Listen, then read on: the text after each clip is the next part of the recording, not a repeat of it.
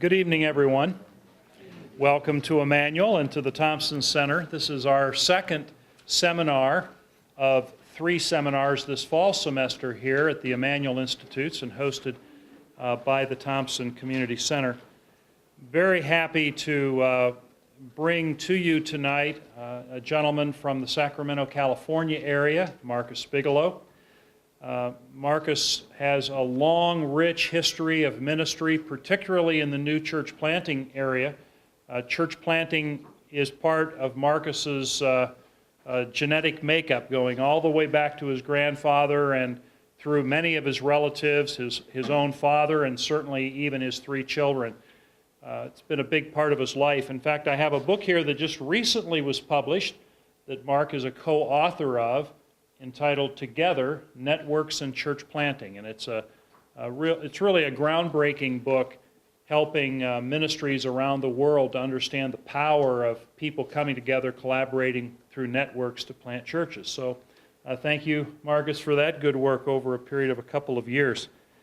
After planting a church himself, Marcus became the executive director of the Northern California Evangelistic Association and then became the founding president of Stadia, which is a ministry that has been operating nationally for the past 9 years, based initially out of California and now not only nationwide but becoming global with church plants in places like Paris, France, Ecuador, Israel, and other locations. In fact, Stadia has planted 54 churches in the past 2 years and nearly 125 over its life. So we owe a great debt to this gentleman for his vision and for the energy that he brought. Marcus has recently transitioned, becoming the principal of Bigelow Planning. He is now officially a certified facilitator of the life plan process out of the Patterson Center in Littleton, Colorado.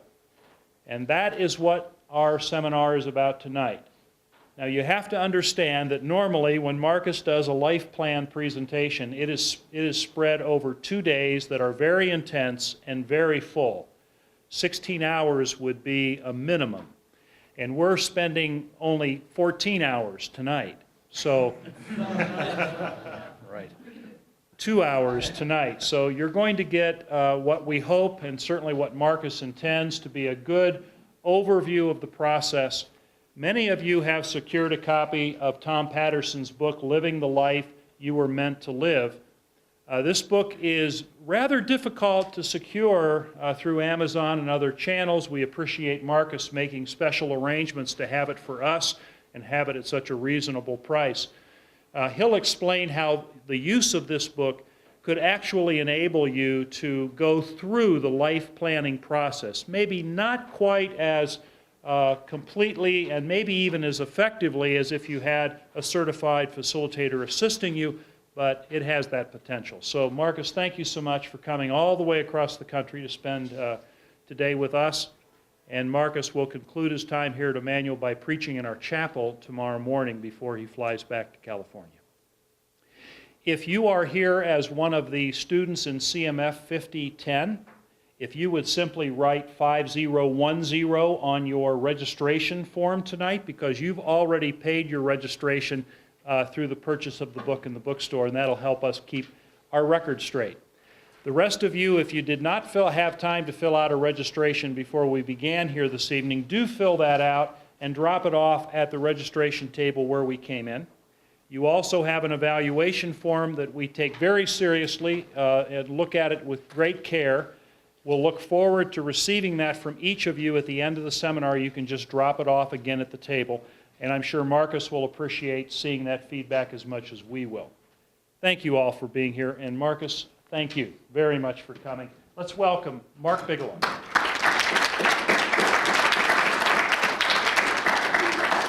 You should always hold applause till the thing's over with, so you know whether you really want to applaud or not.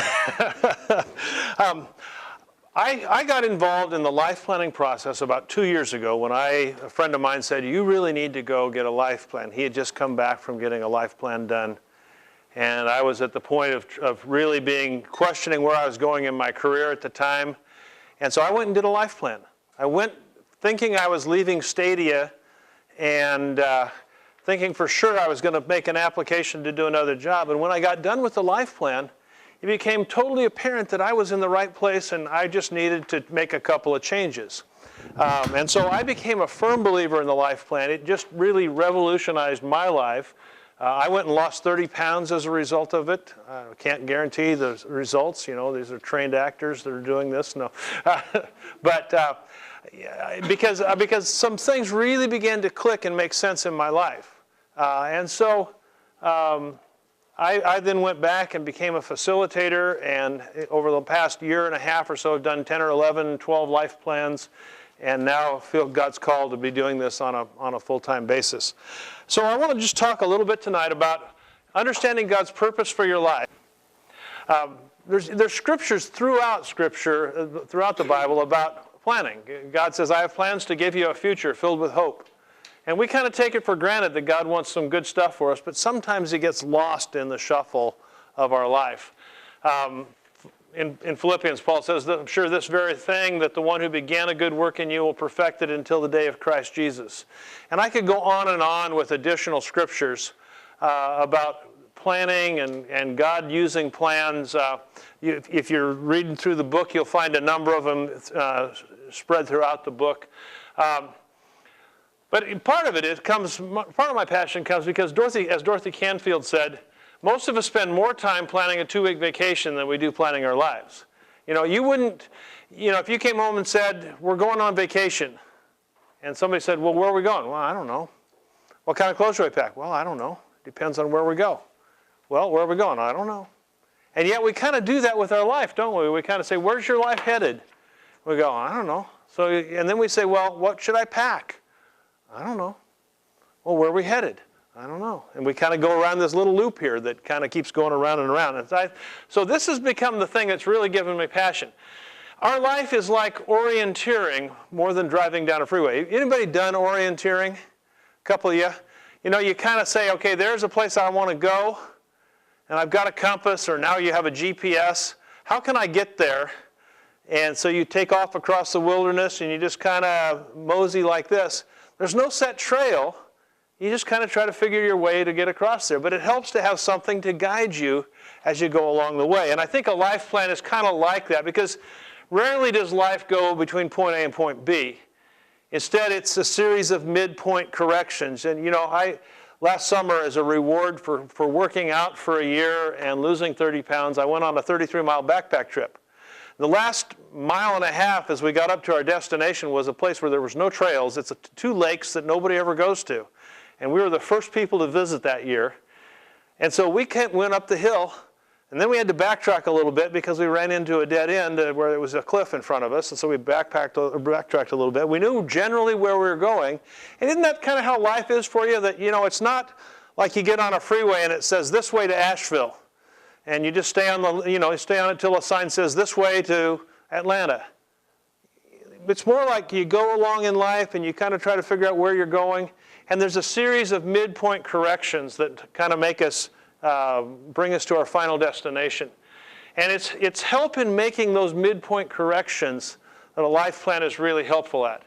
We always tell people that what you gain in a life plan is, first of all, clarity of purpose. And you'll find a lot of this in the book as you're reading through the book. But clarity of purpose. Why do I exist? In fact, these are charts from a person I did a life plan for who gave me permission. Everything we do in a life plan is always confidential, but he gave me permission to bring his charts and put them up. But over there on that strategic life panel, one of the exercises we do is, why do I exist? And what then is my purpose, and what must I do to accomplish these things? And sometimes we don't know, why do I exist, and what must I do in order to end my life feeling successful? It brings focus. It helps you say yes to the right things and no to the right things, or no to the wrong things, I guess would be a better way to put that. And so there's a focus there. It brings help in decision making. One of the charts, and when we take a break, as we're coming back, I'm going to hang around these charts, and I'd encourage you to kind of look around, walk around, and look at the charts, because there's something about seeing our life up on a wall, mapped out, But over there on that wall over there are some decision-making matrices, constructs that we use to help people clarify, do I stay here? Do I go someplace else? If I have 3 options, which is the best option? And so a life plan helps you do some of that kind of decision-making. And then there's always seems to come out of it a sense of God being involved in our whole life. I've never yet done a life plan where people didn't get done with this chart that goes back under here as we mapped out their whole life and they're saying, wow, clear back here when I was 8 years old, God was already working. And here when I was 26, God was really working. And here when I was 35, even though I wasn't a Christian yet, God was really working. And then I became a Christian at 42, and suddenly everything began to make sense. God had been working all along, calling me to Him. And constantly we find this happening as we begin to look for look at people's life. And then a conviction about what we believe and about where we're going are the things that really come out of a life plan. And I do one process. It's not the only process. In fact, I want to acquaint you with a number of processes tonight because I think it's fair to say that not one size does not fit all. And so I'll introduce a number of things along the way. And then I think accompanied with conviction and all those kind of things is a boldness that comes into your life where you say, I know where I'm going, I know what I'm supposed to be doing, therefore I can stand up and be counted. I did a life plan for a young man, he's 35 or 40, feels young to me, and he said, I was always taught that I'm supposed to be humble. But I really believe God wants us to plant a church in every major city in Europe.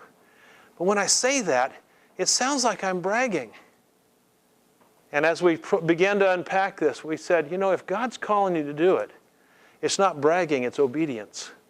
And out of that has come a boldness to push ahead with his organization to say, we're going to take Europe and we're going to go to every major city in Europe.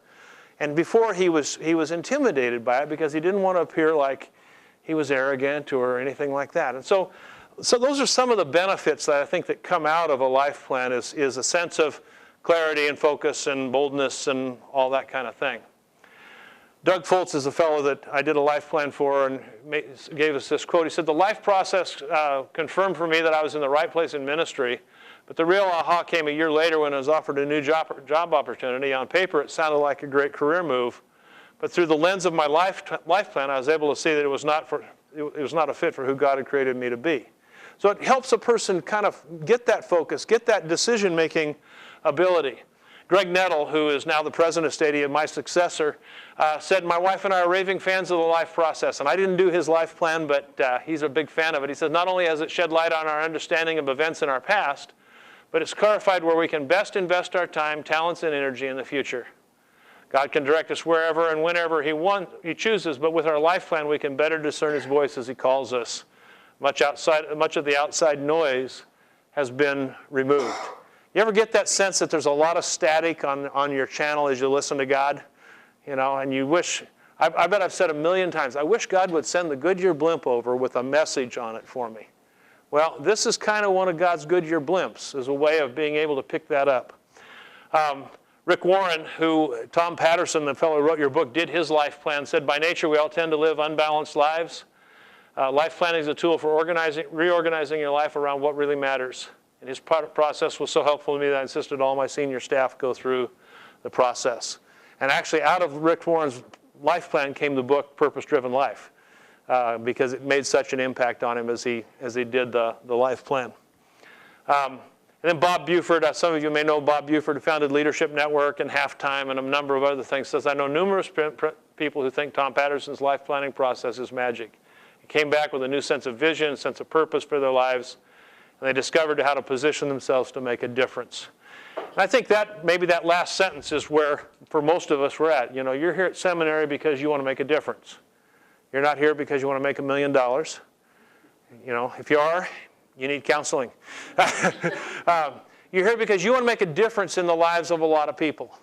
And finding a life plan that figures out how to get you focused to make the biggest impact in the smallest amount of time is really important, I think. Now, let me tell you a free resource. Michael Hyatt and you should write this down. Michael Hyatt is the best the only blogger I read every day. It's the best leadership blog, I think, out there. And he used to be the president or the CEO of Thomas Nelson Publishers. Now he's a speaker and things. But he's written a book called Creating Your Personal Life Plan. If you go to his website and sign up for his blog, you can download a free copy. It's a good book. If you want to take a look at it, John was kind enough to download a copy and has a copy over here. You can kind of thumb through it. And I think it's worth, if it fits you, it's a great book. But it doesn't fit everybody. And so I would encourage you to at least take a look at it. I mean, the price is right. So, and it's one of those places where you actually get something that's worth something, even though it's free. Now, how does a life plan process work? And by the way, if you have questions as we're going along, I mean, I'm kind of shooting at you pretty fast. So if you need to, if you want to say, hey, stop, I need to ask a question about that, feel free to raise your hand. If I don't think we can deal with it in a timely manner, I'll say, let's talk at the break, but feel free to ask a question and raise your hand. The process works like this. Americans like to go from point A to point B. Here we are. We got to get here. That's efficient, but sometimes it's not effective. The life planning process is nonlinear. Instead, it's more like this circle. And this is kind of a Chinese way of thinking of taking a circle, taking another lap, and taking another lap around your life. And in a life plan, we take 8 laps around a person's life and look at it from a number of different perspectives until we get a better picture, a more accurate picture. It's slower, but it may be more accurate when we actually get done. And so that spiral, if you did a life plan with me, we'd come back to that spiral many times and I'd say, okay, let's take another lap. And ultimately, if you look over on that chart over there with the green dots and green and yellow dots on it, the lenses we look at are my life story, my talents, my heart, my way of thinking, my frontal lobe, and that won't mean anything to you until we go through that chart, my purpose, my vision, my mission, and then my core values. And we look at all those kind of things in a person's life and say, so if God has designed you like this, then maybe here's some conclusions we can draw about where you go next. You can look at me and tell that God did not design me to be a ballerina. Ballerinas usually aren't 6'3", 285 pounds. It just doesn't work, Dancing elephant maybe, but not a ballerina. And so part of it, as we look a circle around a person's life, we begin to get a picture of, okay, this is who God has really designed me to be. This is how I'm gifted. This is how I'm wired. And it's a discovery-based process where you make all the discoveries. I don't think I've ever done a life plan where somebody said, I never knew that. It's more, I just have never connected the dots. And that's the biggest part of a life plan is we help people connect the dots together. We begin with perspective. In a 2-day process, if I do a life plan, it's you and me for 2 days, from 8 in the morning till 5 or 6 at night, including lunch. And I am, first of all, for the first 12 or 13 of our 16 or 17 hours together, it's all about perspective. How did you get to where you are now? How are you designed by God? Where are you now? And then the last 3 or 4 hours is, okay, so now that we figured out where you come from and how you got there, now let's figure out what the next steps are. And it's amazing how, if you've done the homework on that perspective, the rest of the planning comes really easy. It's a guided kind of thing. One of the things I would encourage you, and as we get done at the end, I'm going to tell you, if you're going to try to do a life plan by yourself, and you can do it, you need somebody to help ask you the hard questions. Because life planning is all about truth. And we're good at talking ourselves out of truth. And so you need to find a partner. If you're going to try to do a life plan yourself, I would say you need to find a partner. And you can go through this Living the Life You Were Meant to Live book. You can go through the Michael Hyatt book. But you need to do it with somebody who will hold you accountable and hold your feet to the fire and not let you get away with sloughing off. Because we all slough off on certain areas. And so you need somebody that helps guide you through the process. But a life plan is not counseling. It's not psychological counseling. If somebody comes to me and says, I need a life plan because my wife just left me, I say, you don't really need me right now. You need to first go ahead and go through some counseling and get figured out how to live your life, and then come back and we'll talk. So that's kind of the process of life planning. In your handout, I think we're actually getting into the handouts at this point. The first part of it is the perspective. Where am I now? That all leads up to getting that whole thing of where am I now. Then comes the planning, which is what's important now. You need to figure out what is the next steps, or what are the next steps that you need to take. And normally we come up with 6 to 8 steps that a person needs to move ahead in. Then comes life plan management, and the question is, how am I doing? When you finish a life plan, you not only need a partner to help you go through it, but you need somebody who's a partner who will ask you, how you doing? My accountability partner and I, every 2 weeks, we go through life plan together. And so we bring our life plans to our accountability meeting every Sunday morning, and we go through it and we say, how you doing? What's going on? Because our lives are constantly changing, and when you set up a life plan, it's a static kind of a thing that in the first month after you set up a life plan, you'll probably accomplish half of what you thought it would take 3 years for you to accomplish. It's amazing how things that have been blockages for you suddenly come apart. But you need somebody to help you manage it, and then you need to renew it, because a life plan is a constantly changing kind of a thing. Now, you're not going to change drastically, I hope. If you in 1 year, if your life plan is totally out of date, then somebody screwed up on the first go-around of it. But you'll accomplish things, and God will move on. I mean, when I finished my life plan 2 years ago, my life plan said, you're going to stay with Stadia till you die. Well, I haven't died, but I'm no longer with Stadia. So I'm having to do some life plan renewal and say, okay, so God has the right to change my plans. Now what's he telling me, and what am I doing? And so it's one of those things that is a continual process.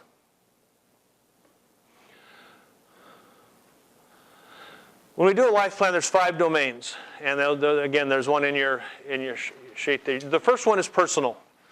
And in order to do an effective life plan, I really think it needs to address all 5 of these areas. The first one is personal, and that includes your physical, your emotional, and your spiritual life. That's a big category. And you'll find that most of the things you do in a life plan really fall into 3 categories. Personal, the next one is family, and then the third one is work. And those 3 categories take up the bulk of our life plan, because those are the 3 areas that are most operative in our lives. Now, when a 4th one is church, and then the 5th one is community. If you're a pastor, or you're a church worker, a youth minister or something, work and church and community often get blurred. And sometimes I will say to a guy, it's okay.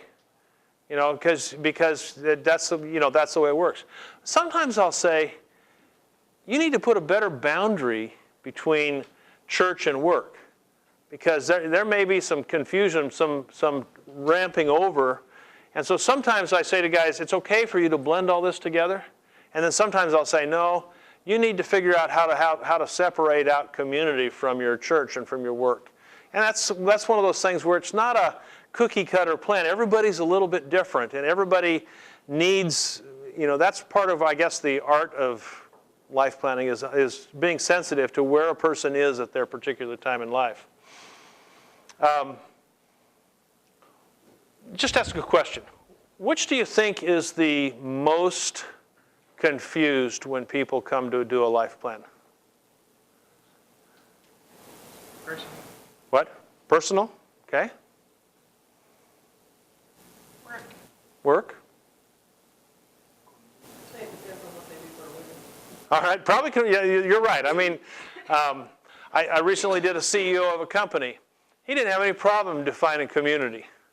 But almost every pastor I work with has a problem defining what community means, including me when I did my life plan. I think it's probably, this is the most confused, this is the one we feel most guilty about. And this is the one that causes us the most grief. These all kind of vie, and it'll vary. But I think the personal, because it's such a big category, probably is the one that we end up working the most on. I don't know why I keep trying to sync. Now, one of the first tools we do as we begin a life plan is this 4 helpful list, and you have a copy of it in your thing. If you're in the ministry anywhere, this is a great management tool. If you're a youth minister, and you call all your sponsors together, you can whip out this sheet and say, okay, so guys, let's talk about our youth ministry. What's right that we need to add to, or we need to optimize? What's wrong that we need to change? What's confused that we need to clarify, and what's missing that we need to add? And you've got a great tool for helping you manage a ministry. You can go with your wife, you can say, or your husband, and say, honey, let's clarify this. You got to have a good relationship with your spouse before you do this. But you can say, what's right about our marriage? What needs to be changed about our marriage? That could be a little bit dicey. What's confused and what's missing? And you can do it with your kids. You can do it. There's all kinds of ways that you can use this tool, but we use it with our own personal life. Every time, this is the one piece of homework that I send guys out with, or send to guys before we do a life plan. I say, I want you to come having thought through this. Almost always when they come back in, they go, and we actually work through it in our time together. It's changed in 2 or 3 weeks since they first did it. But this is an ongoing document that I would encourage you to always think through. If you're wrestling with a decision, or this is a really helpful kind of thing to say, what's right that I need to add to? What's wrong that I need to change? What's confused that I need to clarify? And what's missing that I need to add? And I would encourage you to take this sheet and try it in the next 2 weeks with somebody. Find a situation that it'll fit and try it. Because if you do that, I think you'll find that this is a sheet that you can use across the board in any number of places in your life. I've used it with our staff, and it's a very helpful kind of a tool. So that's how did I get where I am, or that's the first part of how did I get where I am. The next thing we do is we have them begin to list out their turning points. This happens to be my life plan. There's not a handout for this. It's in the book. You can talk about it. It'll tell you how to figure out what turning points are in your life. Because some things are just memorable, but they're not a place where you could never turn around and go back from it again. And so, this was mine. At 9, I was baptized. At 14, I was on a backpack trip with some underprivileged kids, and they bullied me and pulled a knife on me, and I didn't fight back. And you'd say, well, that's not a very big turning point. It affected everything else I did in my life. I have never met a conflict that I wanted to go into. And it affected almost every part of my life until I realized and I finally had to take it out and examine it and say, all right, I got to grow some backbone here. I got to get tough. And so then, I went to Denmark and walked away from the Lord for a while as an exchange student, and woke up in the middle of my life and said, or in the middle of the night and said, I'm missing something. I got to turn back to God. And that was a real turning point of where my faith became my own and wasn't just a family faith. Got called into ministry instead of designing computers. Married my wife. Our first daughter was born. Your first child is always a turning point because your life's never the same. Sometimes your second child isn't a turning point because it's just round 2. Not that they're not memorable and important, but your life doesn't drastically change like it does that first child. Went to work for San Jose Bible College. We had a daughter who died. I spent a year totally angry at God. And those of you in chapel tomorrow, I apologize because some of this is going to come out in our chapel tomorrow. But we map out the turning points of our lives. And it's the good, the bad, the ugly. Sometimes it's job stuff. Sometimes it's family stuff. Sometimes it's personal. And you map that out. And then we take and we put it on a chart that goes across. And actually, when break's on, we'll move it up. Because this is one of the most interesting charts that we have And I've never yet had a person who's charted out their life say, all these were just individual events, and now I see them in context. And so we put kind of eras to them, like preparation and regrouping and baby Christian, and then blessings. This was this friend of mine that I did a life plan for. He had some what we call life gates. A life gate usually affects almost all of our areas of life, more than a turning point. It's such a cataclysmic kind of a thing that we never can even begin. I mean, our whole direction of life changes. And so one was when he got pulled. He was the youngest firefighter that ever be a captain. Fell through a roof in a fire, and because of that, he got pulled off of the engine and no longer could be a fireman. It was the death of a dream. Everything in his life had pointed to being a fireman for the first 35 years of his life, and suddenly that was gone. When he became a Christian, that was another dramatic turning point. He became one of the most committed Christians I've ever seen. And we trace then the ups and the downs of our lives and where God takes us. And it's just one of those things that when you see your life, not just as a series of individual events, but as a tapestry, as a book that God is writing, and how He's putting the things together in your life, it's powerful. It's a life-changing experience. Almost always the Kleenex come out about the time we've finished this, and it takes us about 4 hours to do that. If you're going to do this with a partner, this is not something you're going to whip out in an hour and 10 minutes. This is something that's going to take you hours to do. Then we spend some time working on heart and talent, trying to figure out where we are. This is one of those kind of sheets that this is an hour and 3/4 worth of work to work through. These are all, and in the book, these are all listed out. They kind of give you some directions and questions to ask. But these are all clues working to come up with what are my talents and what are my heart. What's my heart? What am I passionate about? What do I really want to accomplish with my life? Ultimately, culminating with the question, what is my opus gloria? What is my highest good that I could accomplish with my life? What do I want on my tombstone? When you get done with your life, what do you want to have said? And this one happens to be mine. When I got done with it, I said I want to be known as caring, sold out to Jesus, and the best grandpa ever.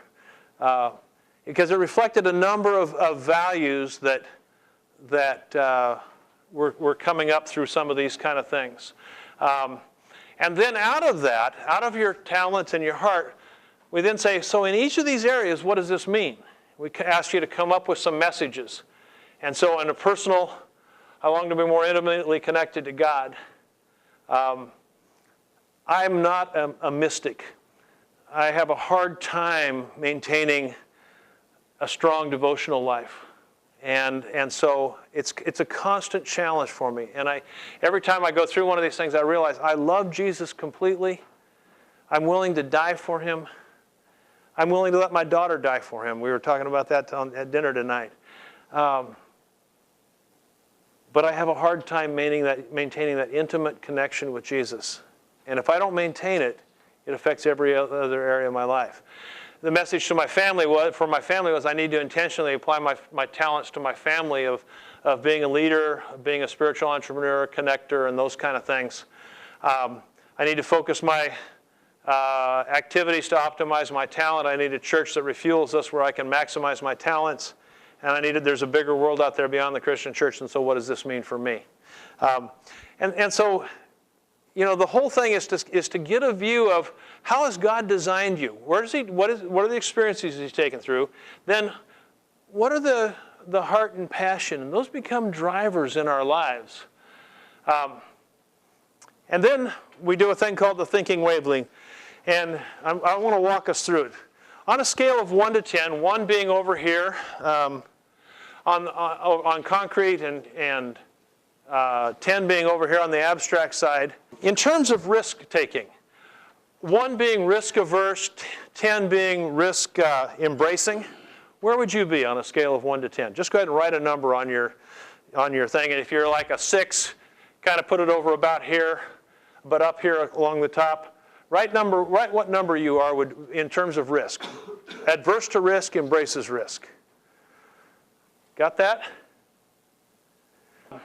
In terms of change, welcomes change, resists change. Where are you? 1 to 10 scale. 1 being resists change, 10 being welcomes change. You know, my wife is a 1. I'm a 10. Sometimes we meet in the middle. But, you know, if I could change, I'd change everything every day if I could. That's just fun. Some of you are looking at me like, you crazy man. Okay. In terms of few variables in your life or many variables, do you like a lot of balls in the air at one time, or do you want to have one big ball that you're focused on? Scale of 1 to 10, write a number down there.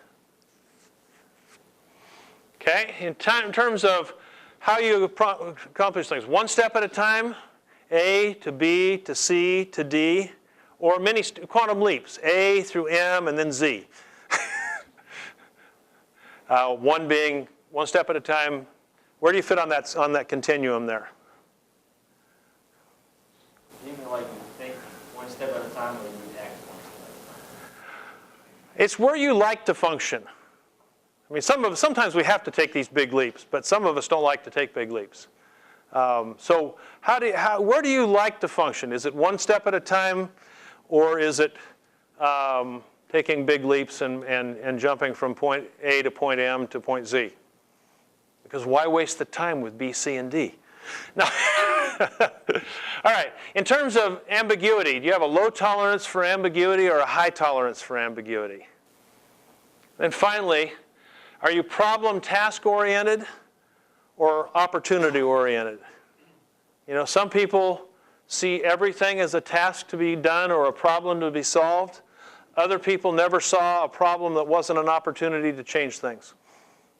And you can we all fit someplace on that continuum. So on a scale of 1 to 10, where do you fit on that? Okay, now, add those up and divide by 6. I know math, it's a hard thing for seminary students, right? Yeah. I don't understand the last one. How is it we approach life? Let's see if I can come up with a great killer illustration of it. We walk in tonight and the projector won't work. Is that a problem, or is it an opportunity for us to figure out another way to do it? I mean, that's probably not a good illustration of it.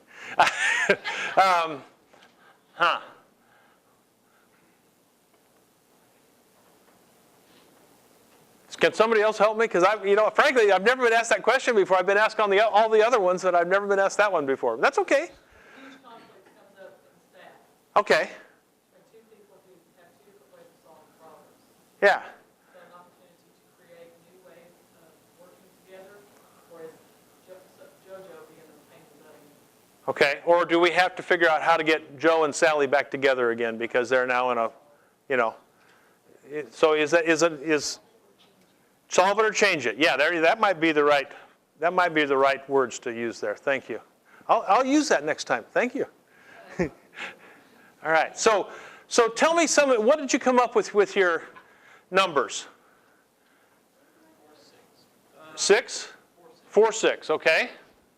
Mark that on your chart here. Put your number down here. Somebody else. 4. Okay. 7? 7?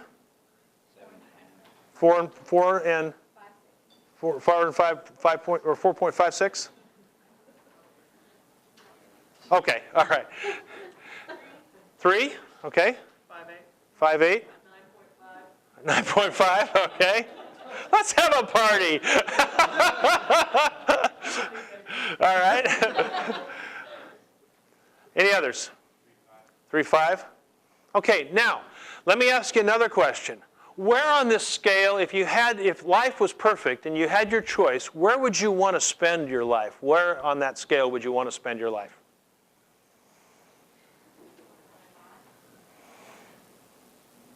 I mean, just figure out a number that you think would be the ideal place to be in your life. Now, it's different for everybody. Some people are saying, well, of course, it's a 5. And I'm thinking, I would never want to be a 5. And other people are saying, well, it's a 3, stupid. And I'm thinking, no, it's a 7.8. The challenge is, if your ideal spot is more than 2 numbers from where you came out, like if you're a 3 and you came out as a 7 for your ideal, then you need to really think about where you are in your life and do some thinking to it. Now, they've come up with some names for people who fit into this. Somebody who's a 1 or a 2 is a minder, also known as a detailer. And you have to have people like this or the world stops, because if the world is like me as an 8, we're going to have a party, but we'll forget the balloons and the food and the cake. So you need minders. And my wife is a minder. She's about a 2. She thinks minders are the place to live. And a true minder just loves being there. Then there's keepers. They're the ones who they're a little more abstract, but they're pretty still much going to be over here on this side. They would be the shift leader at a McDonald's. They're going to keep everybody going. They're going to make sure that all the things are figured out. But they're not going to go start a new McDonald's. Then there's the builders, and this is the kind of the mid-range, COO of a company, executive pastor of a church, academic dean, possibly. I don't, Heather, you might want to run this by Jack. Okay. And then finders are the people that oftentimes are the CEOs of companies, visionary senior pastors, those kind of things, because they love all that stuff over there on that side. And then finally there's the conceivers. I was trying to figure out how you could float that in, because conceivers are kind of the absent-minded professor who's always out there figuring out the latest thing but has no practical application to it whatsoever. And they're great to be around, but they won't get anything done. They keep us going and keep new ideas coming. Now, we need all of those, but you just need to realize where you fit in that whole thing, because anything on this side of 5 probably needs to focus on administrative and operational. You're not going to be happy just thinking big thoughts. You're going to want to get something accomplished. And you're going to want to make sure that there's some concrete things that are happening. People on this side, they never met a detail they could recognize, let alone like. And so people over here need people over here. In fact, one of my life gates, when I went through the vocational gating process, was said, if I'm going to have a job, I have to have some administrative support or I'm dead. I'm just not going to be effective. I can do stuff, but even when I proofread something 3 times, there's still typos in it, because who cares about typos? Professors do. On the other hand, somebody over here really needs somebody over here, because otherwise they will stay in the same place. They will be content. Somebody who's a 1 or a 2 will be content to work in the same place, doing the same job for 30 years. And they will never make progress to find new ways of doing things. And so we need each other along this way. Now, how does this apply to life planning? If you're in a job that says you have to be a 7 because you're called to be a visionary, and you're really a 3.8, you're not going to be happy. You're going to be frustrated. If you're a 7 and you're in a job over here that says you need to be a 2, you're going to be frustrated out of your mind, and you're not going to do it very well. And so part of the thing that, as we sit in life planning, is saying, okay, God designed your thinking skills. You need to figure out how to use those in the way that God has designed you. And so some of you are saying, well, I'm a 3.8. that probably means that you need to be in some kind of an operational job where you can have your hands on the details. You can be making something happen. You can be in the nitty-gritty.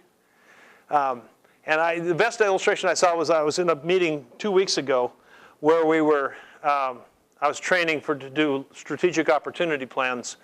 And the CEO and the president of a company came in. And the CEO is about an 8.5, and the president is about a 4. And the CEO hired the president because he knew when he reviews strategic opportunity plans, after about 2 hours, he walks out of the room because he can't handle it anymore. The president, on the other hand, spends all day long going through the details because he knows how important it is for those details to be worked right. And so you need to find a place of ministry and service or work where you can work with your thinking wavelength. Sitting a little longer on this one because this is one we can do in the seminar together, and I think it's easy for you to kind of grasp how that works. Yeah? What do you do if you're almost exactly at 5? That's okay, because you'll have, what we do, let's see, where did that chart go?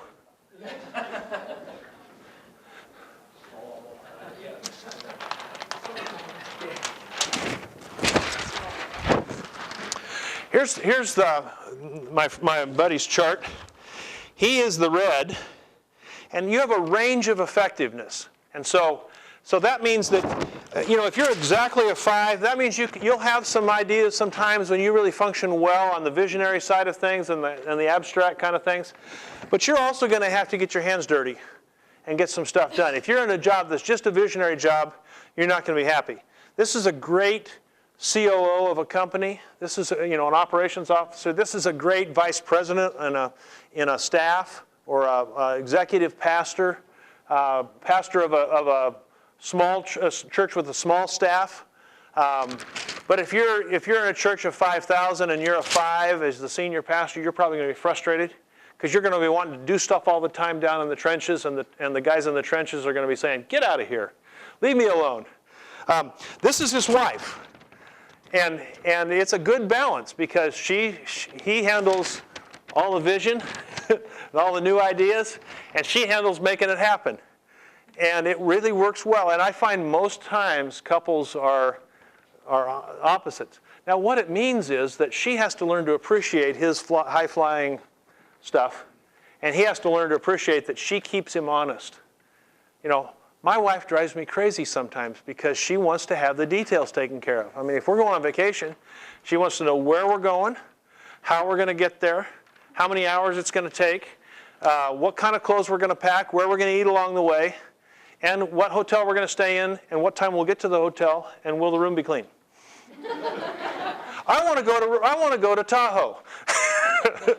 Who cares about the rest of that stuff? We get to Tahoe, it'll figure itself out. I need her. Because otherwise we'll get to Tahoe and we'll be staying at some dump motel. And she needs me because otherwise she'd never get to Tahoe. She'd stay home. Yeah? Mark, would it be fair to say that if you're a keeper, but there are aspects of your work that require you to be more strategic, more of a finder, that you can do the finding, but it's more draining on your system, and it will require additional time to replenish it and recoup. Whereas if you're operating in your sweet spot, you might be able to go for a very long time without feeling drained. How many of you have a problem with procrastination from time to time? Yeah. Chances are it's for something that's outside of your sweet spot. Now, I don't have anybody right now. I'm brand new in this life planning business. And so I don't have anybody to type up all these sheets. These all get typed up and put into a binder. I have to do that right now. I procrastinate, and I have to work myself up to it. I have to have my wife bring me a root beer float halfway through the day. And then I have to go take a break. Because that detail work just kills me. I can do it. I mean, I get these done eventually. But my secretary, who used to be my administrator when I was with Stadia, she'd just sit there. She thought it was fun to do these, and she'd come to work saying, "Okay, I get to do a life plan today." And I'm going, "Oh, okay, I got to do a life plan today." Yeah, I can do it. You can do it. You can function outside of your strength. But if you're trapped there for a long period of time, you're going to be unhappy. You're going to be drained. So, does that make sense? All right. For me, this is one of those fun exercises, and when we do it, I always bring the wife in if I possibly can, if she's close by, and we do this kind of thing. We've done it on Skype, where we'll show the camera at the thing and say, so where do you think you fit? And almost always it helps a couple figure out, okay, that's why we fight over where we're going to go to dinner tonight, because she wants to know all the details and I just want to figure out how to get out of the house. So it really does help a couple figure it out. If you have staff people that you work with, you need to. This is a helpful kind of a thing, because if you've got the right person in the wrong seat on your team, they're going to be giving you trouble. You got a group of youth sponsors that you're working with, and you got one person who just is always wrestling with, why do we have to do things this way? Chances are you're asking them to be in a position that doesn't really fit them in the way they think. And if you can figure out how they think, you can help them become much more productive and happy in the process. Yeah. I've heard churches say, and I've heard people that have this sort of luxury of church, and they're looking for staff folks. Sometimes, and I heard Tom Jones say this all the time, talk about hire the person and then find them a job.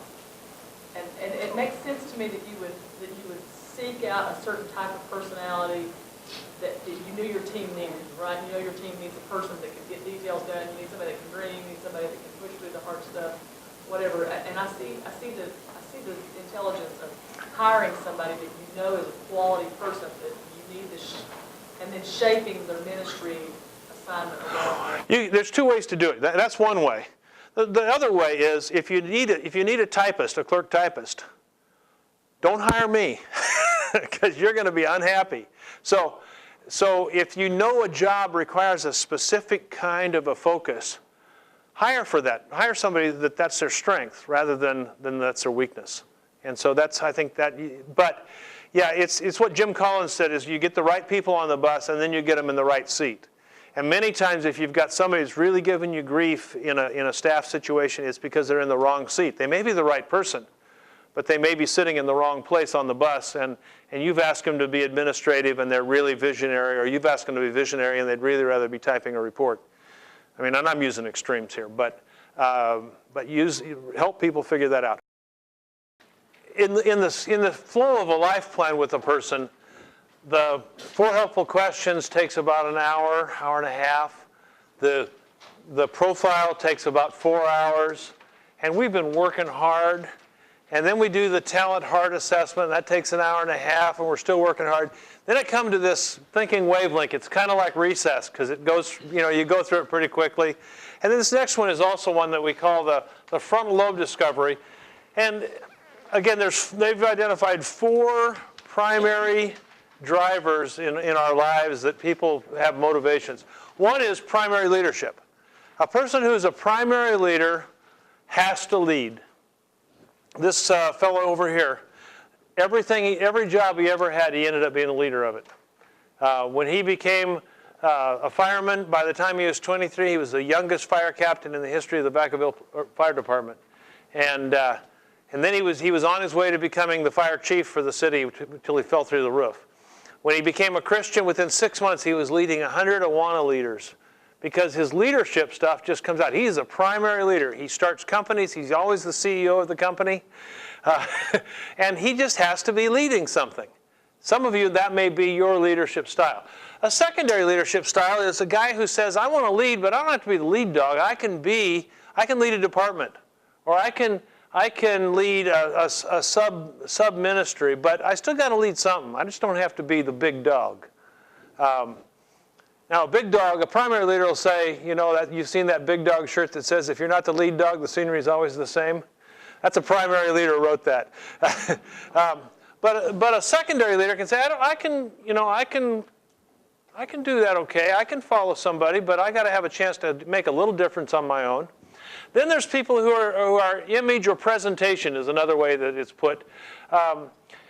Marketing people are almost always driven by image. They want to make things look right. I had a senior pastor who I did a life plan for. He's a great guy, one of my best buds, and I'm kind of his mentor. He's younger than me. But image is his thing. Presentation is his thing. And leadership. I wouldn't get him. He kind of wanted to weasel out of that one. I said, no, you're a leader too.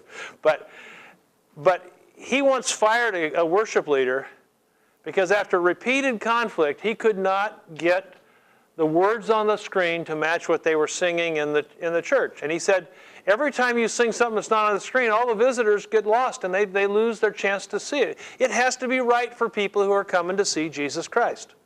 It's not a selfish thing. It's not a pride thing, I want to look good. It's the image means something. Now me, I can go to Men's Warehouse and get a $700 suit and make it look like it came out of Salvation Army. Without any trying. Image, I don't care. It fits on the screen. So what if it doesn't, if the color clashes? But for somebody whose image, that'd drive them crazy. Then there's people whose drivers, I just want to make a difference. I want to have a contribution in life. Mother Teresa is a good example of somebody. She was a leader, but she just wanted to make a contribution. She wanted a dying person in Calcutta to know the love of Jesus Christ in a practical way. So I'd say circle the one that you think is your best guess at what you are. Because all of us seem to fit into one of these four categories in some way, shape, or form. All right, now go to the other side. We have some comfort zones. Primary ideas are they got to think deep thoughts. They're the philosophers. They're the ones who come up with, they always have to be inventing something new. I don't care about inventing something new. But I need people who do come up with new things so I can steal them.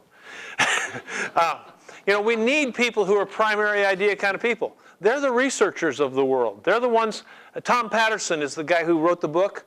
He has the patent, the original patent on the ATM machine. He's the one that came up with Space Mountain for the Disney brothers and presented it to them in their office. He's the one that came up with how they figured out how to do the talking Mr. Lincoln. He helped do the lunar lander module for McDonnell Douglas and helped design the DC-8. He was a big idea kind of guy. And he designed the life plan process and the strategic opportunity process. He worked in that whole field. Secondary ideas are people who take a big idea and make it better. And so some people came along after Tom invented the ATM and said, if we make it like this, it's easier to use. And they take a big idea and they work on how to make this thing work better. Somebody comes up with a great idea for a new way to do church. And then somebody who's a secondary idea comes along and says, and here's how we'll do the worship, and here's how we'll do the children's, and here's how we'll do all this kind of stuff. Some of us are people, that's the motivation. If I can't work with people, forget it. I work out of my house, and so when I'm not doing a life plan, I'm in my office by myself. After about 6 hours, I got to go to Starbucks because I got to see some people. That's how I work. That's how I get things done. And my mantra is, my fruit grows on other people's trees. I'm going to always accomplish things. That's the reality is I'm going to accomplish things through other people. That's my comfort zone, is working with people. And then there's some people who just like to work with things. They're the machinists of the world. They're the carpenters of the world. They're the artists of the world who take great joy in creating something out of something physical. So, which is your comfort zone? Which do you think is your comfort zone? So any primary leaders in here? Yeah, question? What do you feel like you fit well into? There's some overlap once in a while, and I will, if we were doing a life plan together, I'd push you and say, okay, so which two? Which two would you think would work best for you? Okay, all right. So and then I'd say to you, so if I could only let you choose one, where do you think you'd land? I don't know. That's why. Okay, and then I'd start asking, so give me some examples of how you'd be a secondary leader. And then I'd say, give me some examples of how contribution is a driver for you. And we'd just kind of follow it up. And if you truly were both, I've seen some people, like I had a guy who was primary leadership and primary ideas and people. because that was, and after we pushed for a while, that was truly where he fit. And so yeah, it's not always, this is not hugely, this is not a set in stone kind of a thing. This is just some guides to help you think through where you are. It's kind of a little more art than science at this point. How many primary leaders in here? 2, 3, 4, 5, okay. How many secondary leaders? Okay. Now, when you're in your younger years, sometimes you're forced into a secondary leader role, and some of you may find that you turn into a primary leader as time goes on, or some of you truly may be secondary leaders, and if you are, you'll be happy being an associate in a church, but only if you can lead something. How many image people? Okay, couple? Yeah. There's the neat ones in the class. How many contribution people? Okay, all right. And see, it's not like there's a right or wrong to this. We need every single one of those or the world falls apart. The church needs every single one of these people. How about primary ideas? Any primary idea people? Okay. In your image and primary ideas, you're going to come up with some original ad campaigns. You're going to come up with some ways of doing stuff. It'll be interesting to watch that come out in you. How about secondary ideas? Okay. All right, you're going to make things better. That BASF commercial, we don't make things, we make things better. That's the kind of the mantra of secondary idea people. How many people? Okay? All right? If push comes to shove, you'll always choose people over any of those other things, right? And then anybody who's things? Okay? All right?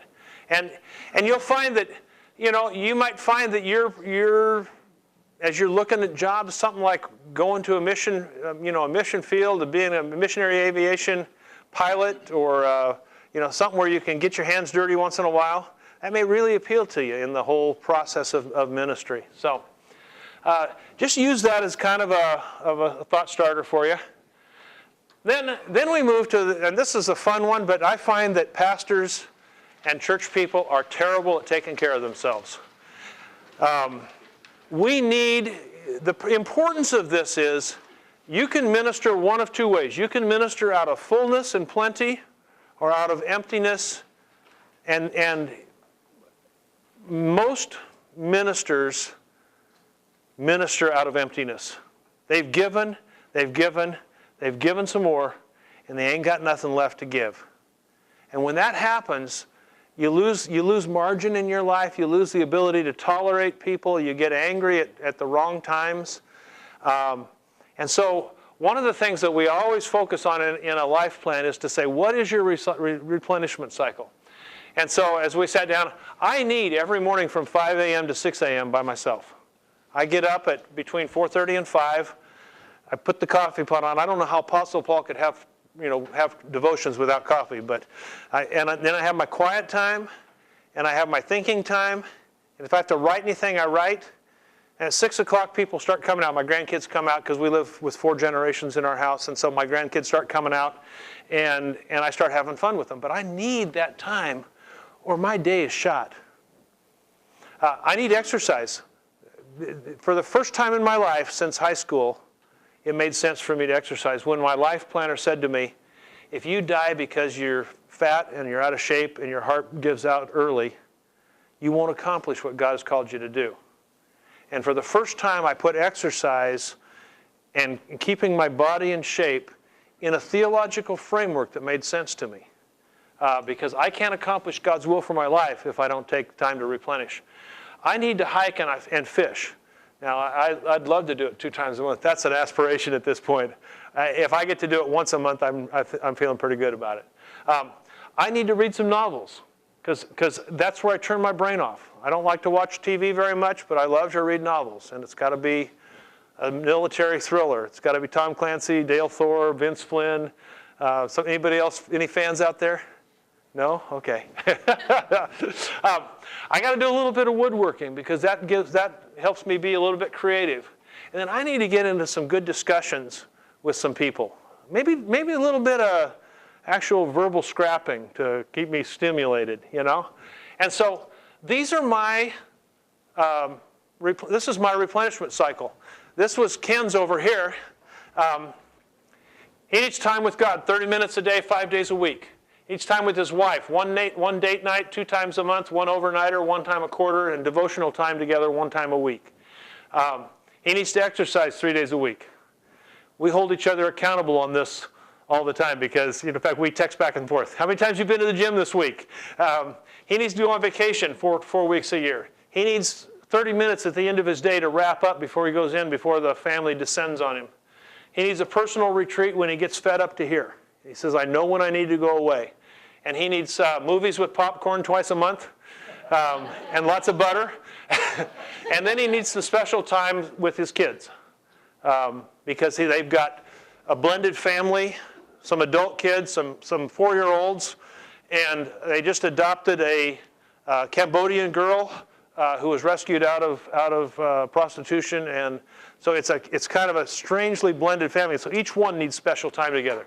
You need to figure out what recharges your batteries, and don't feel bad about recharging, because I guarantee you, if you take 10% of your time to recharge, it's 168 hours in the week. First of all, you need 8 hours of sleep a night. I know the seminary students, that's probably not on your reality thing. You need 8 hours of sleep a night. I mean, there is scientific evidence that says if you don't get 8 hours of sleep a night, your cholesterol is going to go up, your blood pressure is going to go up. I mean, there's all kinds of things that says you need 8 hours of sleep a night. And I can guarantee you'll be more effective even in seminary if you get enough rest. Now, I realize, I went through it. I worked 50 hours a week when I was in seminary. I had a kid, and I slept about 3 hours a night for about 7 months. It's not good for you. I can tell you that. It's not good for you. And we do some of those things. But you need to figure out what makes you full and then take time to be that way. It's just really, I really believe that's important, and you ought to start it now. I didn't start it until I was 58, and I wish I'd have started back when I was 28. It makes a difference. Then what are your core values? I was going to have you turn to your partners, but I think we're running a little bit behind, so we'll just keep on trucking. But when you go through core values, don't be lofty. You need something in the specifics that says, this is how it actually is in my life. And I have shed blood over this. I never let people say, there's many of us have aspirational values. I want to be the father of the year, or I want to be reaching lost people all the time. And yet when you look at it, you say, how many people have you really reached? And if you can't say, I've done this, I've shed blood over this, it's probably not a core value. It's probably an aspirational value. This one is one of the things that when we hire church planners, church planners have to like lost people. And so we ask them, how many people have you ever brought to the Lord in your neighborhood or friends that you weren't paid to bring to the Lord? And if somebody says never, anybody, we say, well, it's not going to get any better when you become a church planner. It's just not going to happen. If you don't already know how to bring people to the Lord for free, when you're paid, it's not going to work. And so, those are some of the things where it's just got to be real. And we always make people put then, what does it mean when you say integrity? What does it mean? What does it mean people are of value? What does it mean God's value? So we just press until you come up with a working definition of what that value looks like in your life. Because it's different. I've seen probably 7, integrity is almost one of everybody's values. But everybody defines it a little bit differently. I had a guy say, I'm in public what I am in private. That was his definition of integrity. Another guy said, when I say something's going to get done, it's going to happen. I never go back on my word. That's another definition of integrity. So you need to figure out what you mean by that, and that will give you you'll find that if you really truly have identified your core values, that you live by those. And that'll help you make decisions as you define your core values. Then we come to one about 2 o'clock in the afternoon on the second day when we're all tired. And at this point, if you're at my house, my wife brings in root beer freezes because we need sustenance. But this is a panel that becomes the guiding one of the guiding documents for your life, because it's kind of the things that really count to you. First of all, why do I exist? I'm sure I would change this a little bit now as I go back and renew my life plan in January. But I exist to energize high-impact kingdom leaders. I exist to energize, encourage, connect high-impact leaders in a church multiplication movement. Where I'm headed, what do I see going on? I see a mass movement of people coming back to God through the church multiplication movement. And what's my life mission? What must I do? I must focus on high-impact kingdom leaders, be in a framework that gives me freedom and bandwidth I need to do this, and connect high-impact leaders in small sandboxes to encourage and energize them. When I ended up leaving seminary, I wanted to be preaching in a megachurch. It's kind of one of those things that kind of comes. In a meeting at East 91st Street Christian Church in Indianapolis, God spoke to me as I was walking through the building. They were looking for a preacher at the time, and I thought, I was kind of thinking, I'd like to be the preacher here. And God said, that's not what I have for you. You're never going to speak, you're never going to be a megachurch pastor. And I fought that for 10 years of saying, I want to be a megachurch pastor. When Billy Graham retires, I want him to call me and say, I need somebody to come and speak for me. And some of you may be saying, well, that's crazy. But, we all have these little dreams in our lives. And it wasn't until I came to peace with that I work best in smaller sandboxes. This is about as big a group as I'm really good with. I'm really better with 8 to 10. If I can sit down with 8 to 10 of you, or if I can sit down one-on-one with you. And so I need to figure out a way. That's my life mission, is I must get involved with individuals on a one-on-one, one-on-two, one-on-10 basis and figure out how to help them produce the fruit that's going to grow on their tree, and my fruit will then grow on their trees. And so this is my life model. And I have to, and that's why I'm doing life planning and strategic opportunity planning, because I work best when I can get leaders in a small sandbox and energize them and take care of them and move them on to the next level. Now, to do that, I need to have some health drivers. And this actually isn't in your book. If you want a copy of this life panel, I'll be glad to send it to you. Send me an email at marcus.bigelow@gmail.com, and I'll send you a copy of it. But you need to figure out what needs to be healthy in order for this to accomplish. And this becomes kind of my marching orders for my life. That I'm about church multiplication, I'm about people coming back to God, and I'm about high-impact leaders in small groups. So to do that, I got to have some connections with some high-impact leaders. You can't lead people if you can't get next to them. I've got to make sure that I take care of my replenishment cycle, because if I die prematurely, I can't accomplish God's purpose. I need to have intimacy with God, because if I'm not connected to God, how can I ever possibly help in the small sandbox to connect anybody to God? I need to have passion for what I'm doing. And that's not too hard for me to do. You notice that was a green. And I need to be focused, because I'm an opportunity guy on that thinking wavelength. I can come up with 73 things that we could do tomorrow that would be a lot of fun. I mean, literally, if we sat down and you said, tell me 73 things that we could do tomorrow that would really be cool, I could do it. It'd take me a half an hour and I'd come up with 75 things. Not a problem. But I need to sit down and focus and say, I'm about high-impact leaders in small sandboxes, encouraging them so that their fruit can grow on my fruit can grow on their trees. And I have to focus on that and not get distracted. So those were my things that needed to be healthy in order for me to accomplish this. Then on the other side, there's some things that'll sabotage it. And you know what those are in your life, and I know what those are in mine. Pride and need of recognition. I am an approval addict through and through. And I have to continually lay that before the Lord and say, God, my approval comes from you, not from other people. And then tomorrow I have to say the same thing. And like I told you guys at lunchtime today, whoever smiles at me gets my attention. Workaholism and lack of margin in my life. If that doesn't happen, my life tanks. Fear of rejection and the need for approval. It's somewhat connected here, but there's a pride that needing to be recognized up here. This is just needing to be approved. And then impatience. I want it to happen, and I want it to happen now. And not everything happens immediately. Some of these things, and we always put in a red, yellow, or a green. Red means you better deal with it right now or you're in big trouble. We put an arrow, whether it's getting better, getting worse, or staying the same. And yellow means you better pay attention to this or pretty soon you're going to be in trouble. Green means things are go. And you just need to keep turning that flywheel and making it work better. Does that make sense? Yes? I get the arrows on the health driver's side. What are the arrows on the risk? They don't seem to be pointing to anything to me. They're pointing down, up, or level. Up means they're getting better. Down means they're getting worse. And level, I don't have any levels over here. I had some levels over there. Levels mean that they're just kind of as is. They're not getting better. They're not getting worse. If I had a red, well, I had a red that was going down. It really meant that my replenishment cycle was almost non-existent when I did my life plan. That wouldn't be, I need to go back and do this, because that would now be probably at least a yellow going up and maybe even a green. This one, it might be a yellow. I'm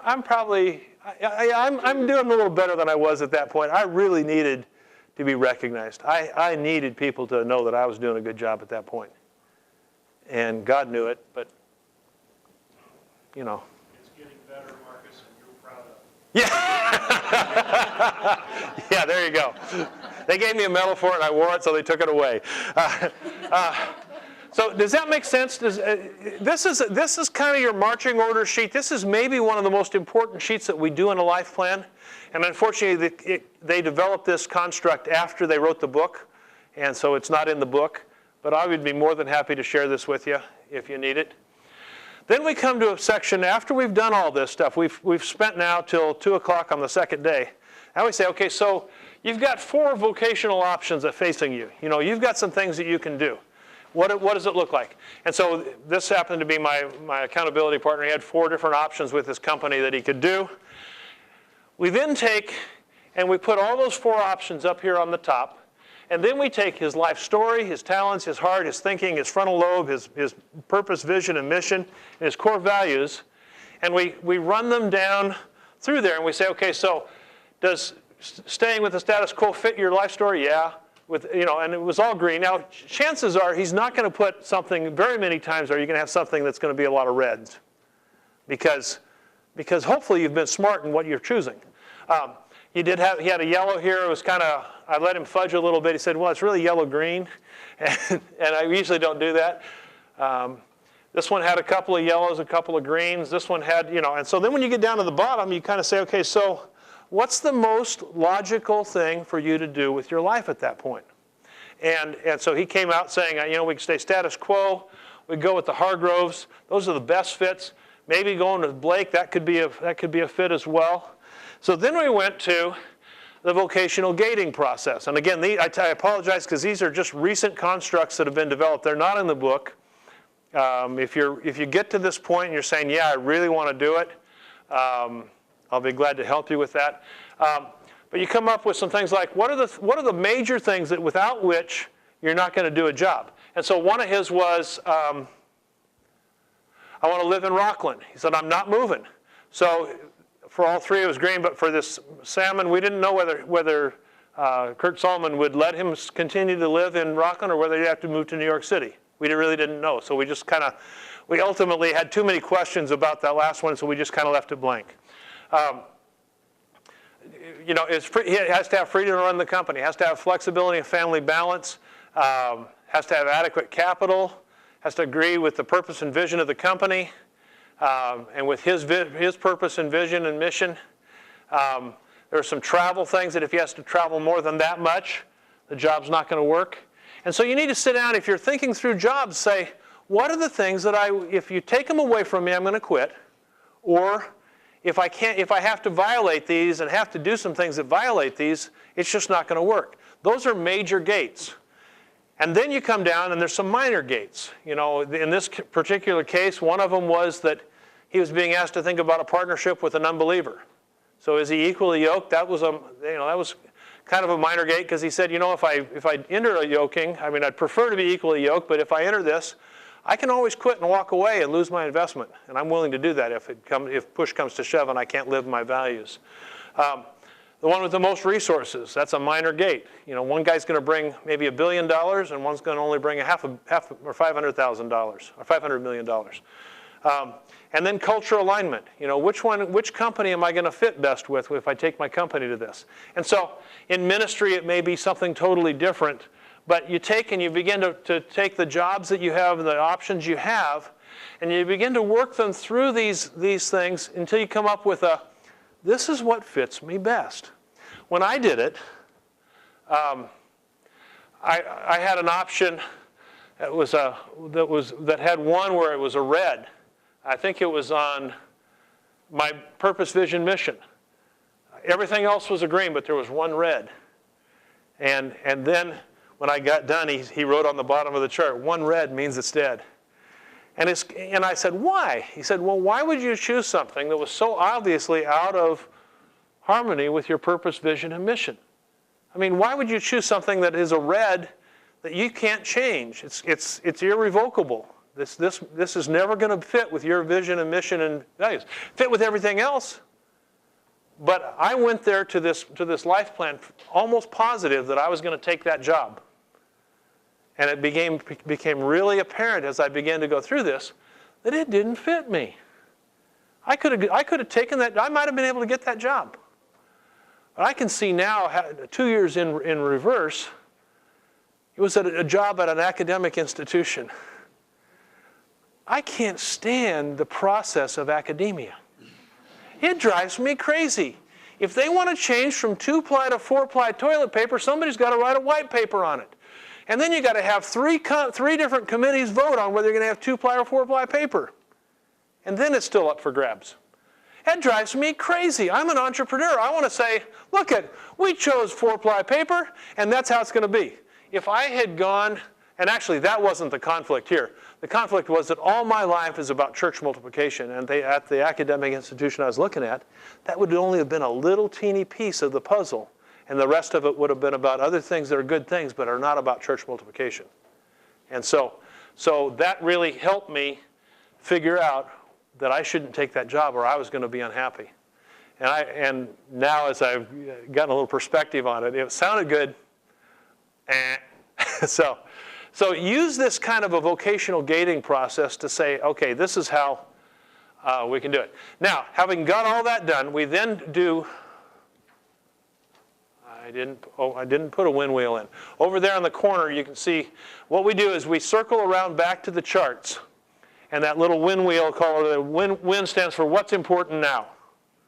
And so we go around the charts on the wall. Every place we see a red, we say, okay, so that needs to be up on the wind wheel. That's pretty important if it's a red. That's a pretty important thing. And then after we do that, then we come up with a life plan initiative profile. And it doesn't take long to do these because we've already spent the whole prior 2 days doing this. So this takes probably 45 minutes to an hour. Being a number 8 on the thinking wavelength, this is the hardest one. I fall asleep during these. If you're a 2 or a 1, you'll think this is where we really get the work done. But in his case, intimacy with God was a big thing.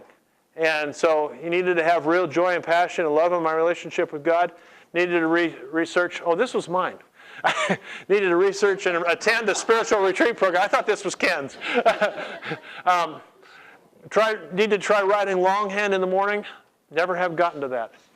Needed to talk about Jan helping me in this way. That's my wife. I did. She's helping me muchly, or a lot. Sorry. Needed to pray for and pursue a spiritual mentor. And I have done that, and I have pursued a spiritual mentor and gotten into a relationship where that is helping me. And so we put a date. When am I going to accomplish these by? Now, one of the things, if you're doing this on your own, there's a phenomenon called the pig and the python. You know, you've seen pictures of where a python swallows a pig whole, and you get this big bulge. What happens is people say, man, I can get all these things done in the next 3 weeks. And the reality is you can't. So they need to spread that out and avoid the pig and the python syndrome. But you go through and you figure out what are the important things that need to be, what are the next steps? And if, you know, it's usually 6 or 7. What did I have, 7 there? 7 is about as many as you can handle on an action plan. Because if you get too many, you just ignore them all. I mean, you know how it is when you get way too many things to do, you just begin to ignore it. And you say, I'll get to it later because it's too much to do right now. Whereas if you have a reasonable list, now what I've done is now I go back every New Year's Day and I revamp my list of life plan initiative profiles, and I come up with new action initiatives because some of these I finished.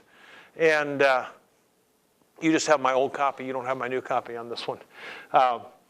But that's kind of the management of your life plan kind of a thing. That's where the rubber meets the road. Now, the tendency of people is just to do a life plan and then stick it on the shelf. And I guarantee if you do it like that, it won't be any good to you. You've got to have something that you can use.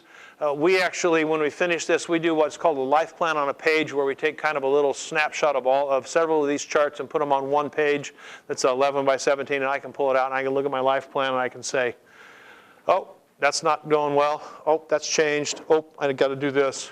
And it keeps me able to review it in just a very short period of time. And I keep my life plan on my desk all the time. And at least twice a week I pull it out and start looking through it and saying, okay, what do I need to be doing? It's made a world of difference in my life. And then you need a partnership of people that you work with. You know, we encourage people to have somebody that holds them accountable. And so I've got my wife and my accountability partner who holds me accountable. You need somebody else that's a mentor. And I didn't have any mentors at the time that were active mentors, and I have now replaced that with Bryce Jessup. You need some friends. I encourage everybody to share their life plan with a couple of friends, because as you go through it with somebody, you'll find that you learn it better and you help them get some ideas. But when you teach somebody something, you always learn it better than when you just hear it yourself. And that's the same thing that happens when you share your life plan with somebody. It becomes much more, you've kind of made it public and now you have to follow through on it.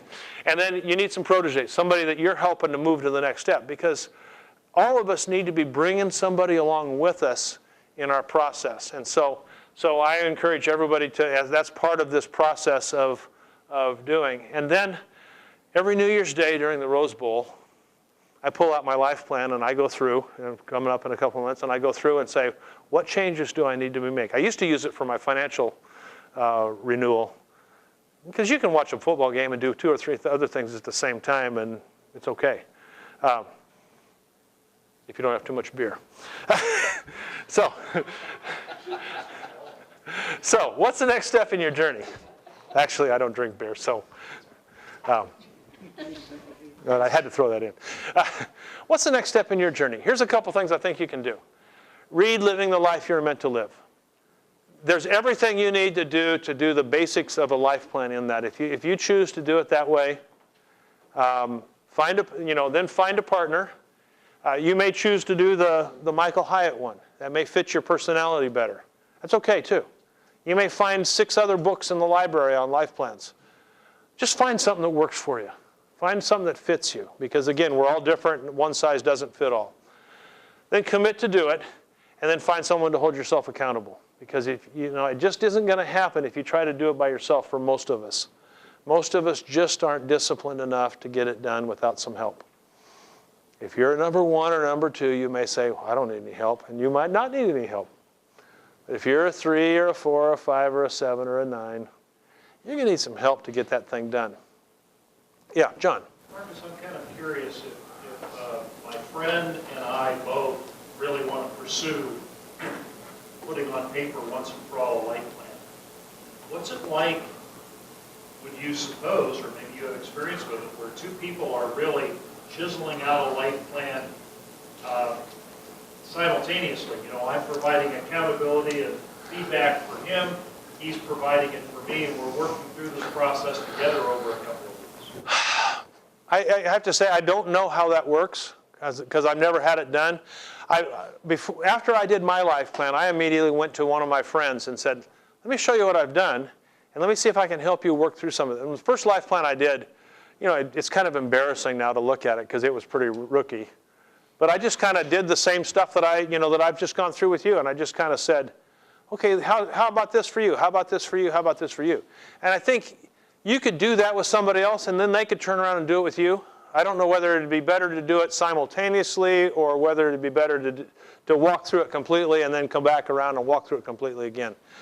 My sense is that it's probably better to do it one all the way through and then start over again and do the other one. When I do couples, I never do life plan for women. It's way too intimate. There's way too much chance for transference. And so I just don't do life plans for women. But I will do couples if the husband agrees to stay in the room while the wife's life plan is being done. Now, she has to feel comfortable with everything that's gone on in her life, and sometimes that doesn't take place. But I find it better to do all of a husband's life plan and then all of a wife's life plan, or vice versa, than it is to alternate back and forth. Because you get a flow going, and I think that really works well. Questions? Let me ask you this. Does this sound like something that is doable? Or does it sound like, whoa, you just laid a whole ton of stuff on us and I'm going home and taking a nap? I hope it's doable. I think there's a value, one of the reasons I facilitate life plans is because I think there's a value in having a guide who's been through it before. It took me 5 or 6 life plans before I felt comfortable and went from being just slavishly connected to this to listening to the person. If you're going to choose a partner, it needs to be somebody that you can trust and somebody you can tell the truth to and somebody who will tell the truth to you. Because if you come off and say, this is my values, and that person goes, come on, give me a break. You're not like that at all. You need to be able to hear some truth in the process. If you don't want to hear truth, don't do a life plan. But find somebody you can trust. How do you think this works with, say, a church staff? Like would you share your life plan with the staff so that they're able to kind of understand where you're going in your life, or what you're good at, or how much of your life plan? So I've seen this before where you do like a life map, where you've mapped out where you've come from and where you're looking to go towards. But I've never seen it like as intimately, shown as. You have to judiciously choose what you're going to share with the staff. It's amazing what people tell me. And, you have to be careful. And I always say, you got to make sure that the people you're going to share this with can hear all of it. Especially when there's, if it's like a senior guy and he's thinking, I may leave tomorrow and go plant, go drill water wells, which is my life goal. Well, you could shake a staff up pretty heavily if you dropped into a staff meeting and said, oh, hey, by the way, guys, I'm going to go drill water wells. So I always say you got to be judicious. You got to be wise in how you share this with people, and choose your audience well. I mean, my accountability partner, I'd share anything on my life chart with. My staff, I'd share 95% of what's in my life plan. Joe Blow off the street, I'd tell him I have a life plan. You don't cast your pearls before swine. You don't share things with people that are intimate if they might use them against you. Just be wise about it. But the other side of the coin is truth sets you free. Secrets bind us. Truth frees us. And that really does happen in all areas of life. So be judicious, but be bold at the same time. Don't be scared to share everything. A couple of ways that I think this would really work well. If you've got a staff person, well, first of all, if you're searching, and you're trying to figure out what do I do with my life? What am I going to be when I grow up? This is a really helpful process. That's kind of where it was for me.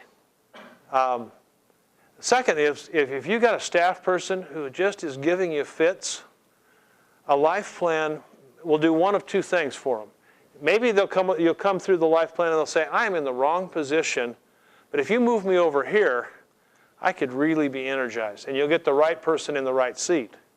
That's a win for your staff and for the kingdom. Or maybe they'll come back from a life plan and they'll say, I just don't fit here. There's nothing about this that works with my life plan, and I need to leave. But if they leave having thought through all of this stuff, they can leave with peace, and they don't create a church split. And that's a win for the kingdom. And you get somebody in to replace them who does fit with. And so I think there's some value in some of that kind of thing, of saying it helps people figure out where they are, if they're in the right spot, if they're even on the right bus. And so those are some things that I would My contact information, I think, is on the brochure that you got. Unfortunately, the brochure says it's marcusbigelow.com/life planning. There ain't no such thing as /life planning. It's just marcusbigelow.com. There will be shortly, but not right now. But my process and costs and all that sort of stuff are on my website. If some of you need a life plan, I'd be more than happy to talk to you about it. If you can do it by yourself, I'd be more than happy to help you. But if, I look at it and I say, it was the best investment that my company ever made for me, my ministry ever made for me.